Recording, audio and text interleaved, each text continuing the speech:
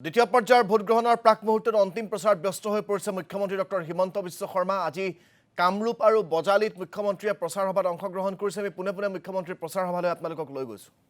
Cabinet মন্ত্ৰী প্ৰশান্ত ফুকন ডাঙৰীয়া, ভবানীপুৰ বিধানসভা সমষ্টিৰ বিধায়ক ফণীধৰ তালুকদাৰ ডাঙৰীয়া, অসম সৌৰভ কৃষ্ণ ৰয় ডাঙৰীয়া, অসম গৌৰৱ ভাৰত কলিতা ডাঙৰীয়া, শ্ৰী মনোজ বৰুৱা ডাঙৰীয়া, পদ্মনাথ শৰ্মা ডাঙৰীয়া, সবিতা ৰয় ডাঙৰীয়ানী, ডক্টৰ মৃগাংক তালুকদাৰ ডাঙৰীয়া, মনোৰঞ্জন দাস ডাঙৰীয়া, জিন্তু চৌধুৰী ডাঙৰীয়া, ধৰ্মেশ্বৰ ৰয় ডাঙৰীয়া, জলি চৌধুৰী ডাঙৰীয়া, আমাৰ মাজত উপস্থিত জয়ন্ত তহবিলদাৰ ডাঙৰীয়া, কমল মেধি ডাঙৰীয়াকে আদি কৰি মঞ্চত উপবিষ্ট আমাৰ দলৰ নেতৃবৃন্দ, আইসকল, দেউতাসকল আৰু যুৱক যুৱতী বন্ধু বান্ধৱীসকল, পঞ্চায়ত নিৰ্বাচন বিহুৰ আগতে প্ৰচাৰ মনোনয়ন আৰম্ভ হৈছিলে। চাওঁতে চাওঁতে আজি প্ৰচাৰ অভিযানৰ সামৰণি পৰিব আৰু অহা পৰহি 7 তাৰিখে আমাৰ ৰাইজে পঞ্চায়ত নিৰ্বাচনত ভোট দিব। শ্ৰদ্ধাৰ ৰাইজ, নিত্যানন্দ বা আমাৰ বজালী পাঠশালা এই অঞ্চলৰ ৰাইজে সদায়ে বিজেপি দলক সমৰ্থন কৰি আহিছে আৰু মই নিশ্চিত যে ইয়াত আমাৰ আটাইকেইগৰাকী প্ৰাৰ্থী বিজয়ী হ'বনে নাই? মই আপোনালোকক কেইটামান কথা ক'ব আহিছো। এই বছৰটো অসমৰ বাবে ৰাজনৈতিকভাৱে অতি গুৰুত্বপূৰ্ণ। বহাগত আমি বিধানসভা নিৰ্বাচনত ভোট দিম আৰু এই বছৰৰ শেষৰ ফালে চ'ত মাহত আমি পঞ্চায়ত নিৰ্বাচনত বহাগত ভোট দিম, চ'তত আমি বিধানসভা নিৰ্বাচনত ভোট দিম।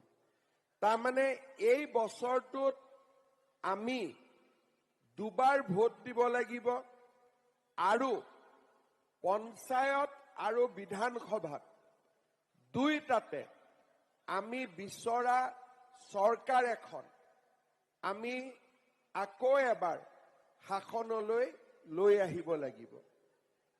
শ্ৰদ্ধাৰ ৰাইজ, 2014 চনত নৰেন্দ্ৰ মোদী ভাৰতৰ প্ৰধানমন্ত্ৰী হয়, 16 চনত আমাৰ অসমত বিজেপি চৰকাৰ গঠন হয়। প্ৰথম 5 বছৰত আমি সুন্দৰভাৱে কাম আৰম্ভ কৰিছিলো। যোৱা 5 বছৰত 16 চনৰ পৰা 21ত দুটা ডাঙৰ ঘটনা বা পৰিঘটনা সংঘটিত হয়, যাৰ ফলত আমি যিমান দুৰন্ত গতিত আগুৱাই যাব খুজিছিলো তাত আমাৰ জটি পৰিলে। প্ৰথমতে নাগৰিকত্ব সংশোধন আইন, এটা মিছা আৰু ভুৱা প্ৰচাৰ চলাই যে অসমত লাখ লাখ বিদেশী নতুনকৈ আহিব, নাগৰিকত্ব পাব। 5 জন লোকো শ্বহীদ হ'ল, কোনো মানুহো নাহিলে বাংলাদেশৰ পৰা। কিন্তু এটা বছৰ 2018 চনটো আমাৰ এক প্ৰকাৰ আমি কাম কৰিব নোৱাৰা হলো।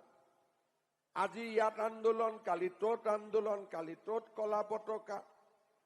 19 আৰু 20ত কোভিড আহিলে, আজি অক্সিজেন, পৰহি ভেকচিন, পৰহি হস্পিটাল।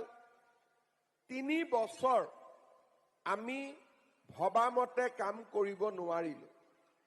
কিন্তু কোভিডৰ সময়ত আমি ৰাইজৰ লগত যেনেকে থিয় দিলো, অক্সিজেনৰ পৰা ভেকচিনলৈকে অসমতে আটাইতকৈ কম মানুহৰ কোভিডৰ সময়ত মৃত্যু হ'ল। 2021 চন আহিলে আপোনালোকৰ আশীৰ্বাদত চৰকাৰ গঠন হ'ল। মই মুখ্যমন্ত্ৰীৰ দায়িত্ব ললো। ৰঞ্জিত দাস প্ৰশান্ত ফুকন মন্ত্ৰীসভাৰ সদস্য হ'ল। 1979 চনত মই ক্লাছ 5-6ত পঢ়িছিলো। 79 চনৰ পৰা 2020 চনলৈ 40 বছৰ আমি অসমত কি দেখা পাইছিলো? অসম বন্ধ, কামৰূপ জিলা বন্ধ, কোকৰাঝাৰ বন্ধ, নগাঁও বন্ধ, নামনি উজনি বন্ধ।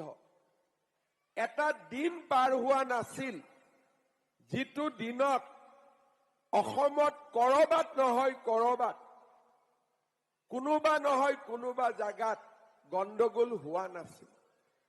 বোমা বিস্ফোৰণ মানুহৰ জীৱনৰ এটা অংগ হৈ পৰিছিলে।